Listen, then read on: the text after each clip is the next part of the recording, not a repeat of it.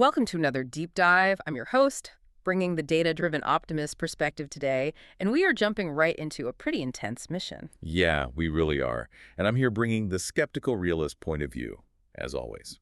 We're conducting what we're calling an industry fee audit. The goal here is to put traditional wealth management head-to-head against that internet-born strategy, the one colloquially known as Vanguard and Chill. Right, the boglehead approach. Exactly. So if you've ever handed your money over to a professional and, wondered where the underlying mechanics of their fees actually lead, or if you're just looking for the absolute most mathematically efficient way to compound your own capital over the next few decades, this audit is built specifically for you. We're basically putting the structural foundation of the whole financial advisory business under a pretty rigorous microscope today. Yeah, we are. So what's our source material for this? Our guiding material is this incredibly detailed piece from March 2026, and it's titled The High Cost of Complexity and the Boglehead Rebellion. Such a great title. It really is. Yeah. And the author lays out this scenario right at the beginning that might feel, well, remarkably familiar if you've ever sought professional financial help. Oh, a conference room scene? Yes. Imagine walking into a traditional wealth management firm in Midtown Manhattan. You've brought, say, $500,000 of hard-earned capital to invest. A big moment for anyone. Huge moment. And you are immediately escorted into this pristine glass conference room. They offer you sparkling water. Naturally. And a sharply dressed advisor slides this glossy, perfectly bound 40-page prospectus across a heavy mahogany table. It's a very specific theater, isn't it? Entirely designed to project authority and exclusivity. The theater is exactly the point. The advisor begins outlining their proprietary approach, and they inevitably deploy this heavy terminology. Yeah. Things like algorithmic smart beta rotation strategy. Right, or they'll talk about their unique tactical overlays. Exactly. Or specialized downside mitigation protocols. It's all carefully calibrated to sound incredibly sophisticated. It implies a level of market navigation that a layperson couldn't possibly achieve on their own. But eventually you reach the final page of that glossy booklet. You do. And they reveal the cost, all this expertise. A management fee of 1.00% of your assets under management annually. And here's the thesis of our entire deep dive today. That advisor will look at you across that mahogany table and deliver a remarkably smooth pitch. The hook? The hook. They'll say, it's just 1%. If we make you 8%, you keep 7%. It aligns our interests perfectly. When you grow, we grow. Sounds great on paper. Right. On the surface, it sounds like this completely harmless, highly rational alignment of incentives. But we are going to interrogate whether that 1% fee is truly a fair partnership, or if it functions as one of the most efficient, legally sanctioned wealth extraction mechanisms operating in the economy today. That 1% figure is precisely where the psychological illusion takes hold. I mean, the reason that specific pitch is so universally successful comes down to a fundamental flaw in human cognition. Our brains just can't handle the math. They really can't. We are simply not wired to intuitively calculate the devastating long-term effects of exponential compound interest when it works in reverse. Yeah. If I ask you right now to calculate 1% of a $100,000 portfolio, your brain effortlessly provides the answer. It's $1,000. Okay, let's unpack this. Because $1,000 feels like a rounding error when you're looking at a six-figure balance. It feels like nothing. Right. It feels like a trivial, perfectly fair price to pay a professional to monitor your life savings and execute those fancy tactical overlays.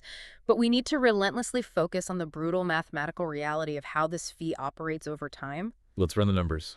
And just to be clear, we are not here to promise you any specific market returns today. Nobody can predict the macroeconomic future. Absolutely not. But what we can predict with absolute mathematical certainty is the erosion caused by perpetual fees. So let's walk through this hypothetical scenario from the text to illustrate this compound interest decay. Let's test the assumptions in that scenario. Okay, well, look at an investor named Sarah. She's 35 years old. She has an initial portfolio of $100,000, and she plans to contribute an additional $1,000 every single month for a 30-year investing horizon. So that brings her to a traditional retirement age of 65. Exactly. And for the sake of standardizing the math here, we're going to assume a gross annualized market return of 8%. Fair assumption for a broad market historical average. Right. So in scenario A, Sarah signs the paperwork in that Midtown Manhattan conference room and accepts the 1% AUM fee. Her net return is subsequently reduced to 7%. Okay. Fast forward through 30 years of compounding, Sarah's portfolio is now worth approximately $1,902,000. Which is great. She's a millionaire. She likely views her advisor as an absolute genius. And honestly, it is genuinely difficult to feel anything but successful when you're staring at a nearly $2 million balance. Totally. The friction only appears when you introduce the opportunity cost. Which brings us to scenario B. Sarah skips the mahogany table entirely. She executes the Vanguard and Chill strategy, utilizing broad market index funds with a blended ETF expense ratio of just 0.04%. Basically free. Basically free, so her net return is now 7.96%. After 30 years of doing absolutely nothing, no tactical overlays, no smart beta rotations, her portfolio is worth approximately $2,336,000. The delta between those two outcomes is $434,000. Vieira forfeited nearly $500,000. Wow. She gave up an entire decade of potential retirement spending just to pay a charming person in a suit to manage her capital. Yep. And the thing is, that advisor didn't just take 1% of her wealth. Because of the lost compounding potential on the fees extracted in years 1, 2, and 3, that relentless mathematical erosion consumed nearly 19% of her final potential net worth. Staggering when you look at it that way. You are mathematically guaranteeing the loss of almost a fifth of your life's wealth-building potential. What's fascinating here is how the traditional financial industry attempts to counter this specific mathematical reality. Because look, the institutional players are fully aware of this data. They know the math. Oh, they definitely know. So when they're challenged on the fee drag, advisors retreat to a secondary line of defense, the value-add proposition. Right. They'll argue that the 1% fee isn't just for passive management. They claim they actively select the best funds, the top-tier managers, and they use those proprietary models to generate alpha and actually beat the benchmark indices. The expectation is that they'll find the winner. Exactly. If I'm paying a premium wealth manager, I expect them to find me the specific active managers who actually outperform. They sell the illusion of alpha. But let's look at the data, specifically the S&P Dow Jones Indices SPIVA scorecard. That's the one that tracks active management performance against passive benchmarks, right? Yes. And over a 15-year tracking period, roughly 88% of active large-cap fund managers underperformed the simple S&P 500 index. 88%. 88%.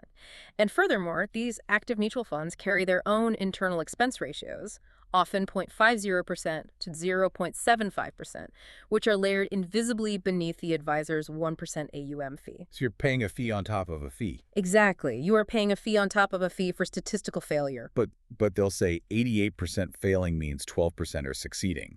The advisor's pitch is that their expertise lies in identifying that 12% before the outperformance happens. The problem with that defense is that active manager persistence, the ability of a top quartile fund to remain in the top quartile year over year, is statistically indistinguishable from zero. So it's essentially luck. Yes, the funds that make up the winning 12% constantly rotate. The source text uses a rather piercing analogy for this phenomenon. I love this part. It compares paying a 1% AUM fee to paying a 1% premium surcharge on your ticket to fly an airline that statistically delays 88% of its flights more frequently than the budget airline across the terminal. It's just absurd when you frame it like that. You are actively paying a premium to guarantee a mathematically worse expected outcome due to institutional bloat, cash drag, and trading costs. If we connect this to the bigger picture, the industry is aware that the active management defense is crumbling under the weight of this transparent data.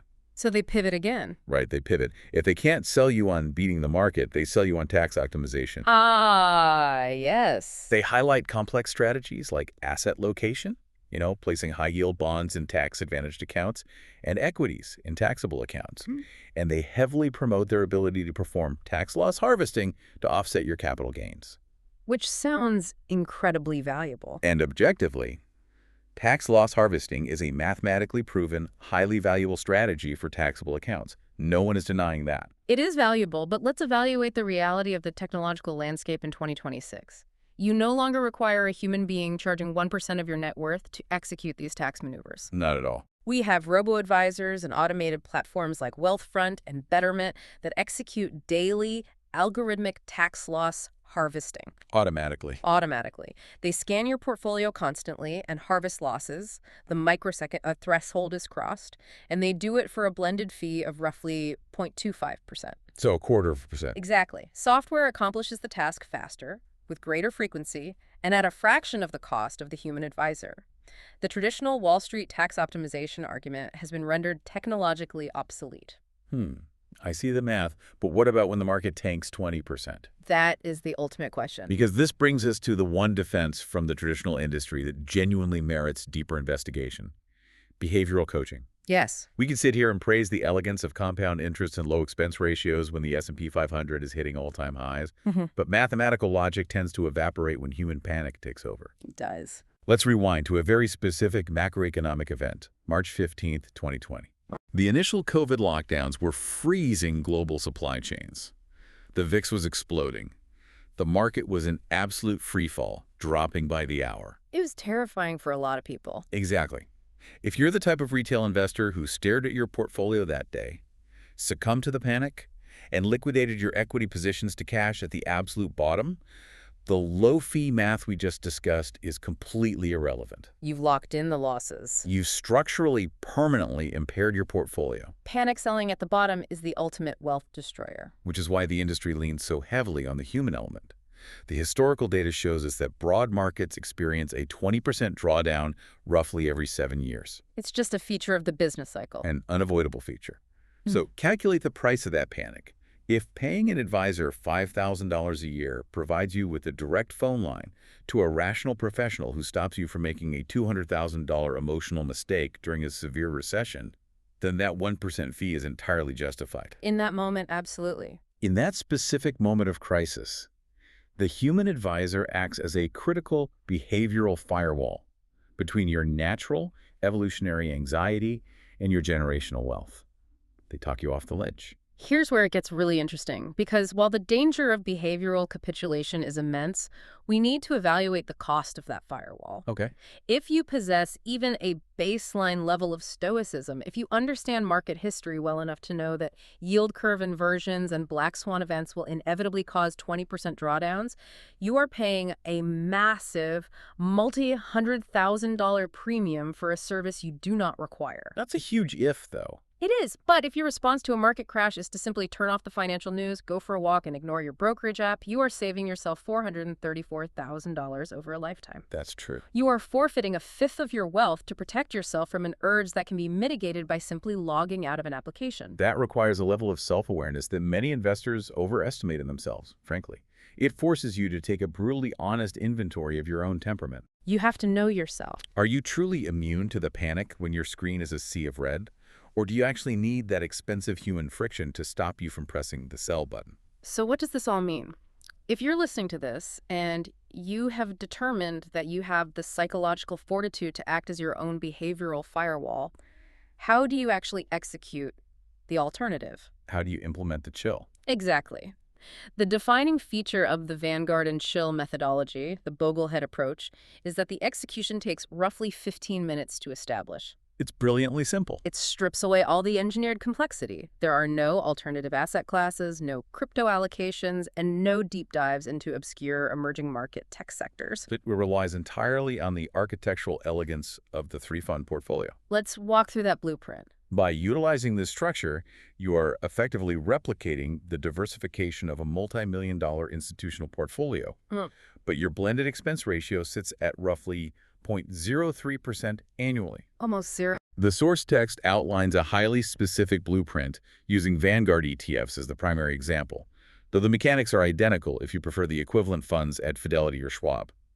Let's break down the actual components. What is the foundational layer of this portfolio?